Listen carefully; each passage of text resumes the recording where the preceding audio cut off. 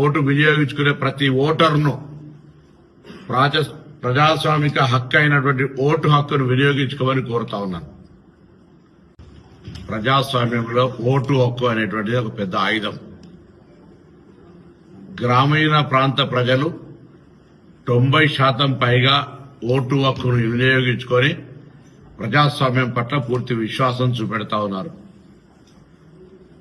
Urban ప్రాంత ప్రజలు ముఖ్యంగా హైదరాబాద్ లాంటి ప్రాంతంలో కొంత ఓటింగ్ పర్సెంటేజ్ సగం కూడా ఉండనటువంటి పరిస్థితుల్లో తెలంగాణ వ్యాప్తంగా దాదాపు 40% ప్రాతినిధ్యం వహించేటువంటి అర్బన్ ఓటింగ్ రేపు జరగనున్నటువంటి దృష్ట్యా నేను అర్బన్ లో ఓటు వినియోగించుకునే ప్రతి ఓటర్ను ప్రజాస్వామిక హక్కు అయినటువంటి ఓటు హక్కును వినియోగించుకోమని కోరుతా ఉన్నాను.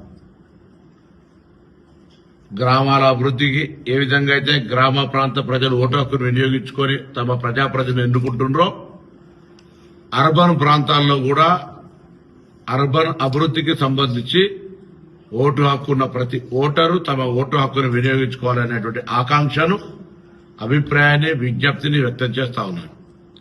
దీనివల్ల ప్రజాస్వామ్యం ప్రకారంగా మెజారిటీ ఓట్లు వచ్చినటువంటి వాళ్ళు ఆ ప్రాంతాన్ని బాధ్యత గల ఓటర్ మహాశయుల నిర్ణయం మేరకు అభివృద్ధి చేసే అవకాశం ఉంటుంది.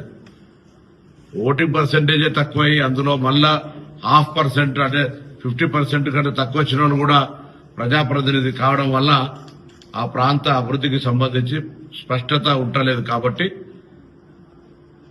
అర్బన్ ప్రాంతంలో జరిగేటువంటి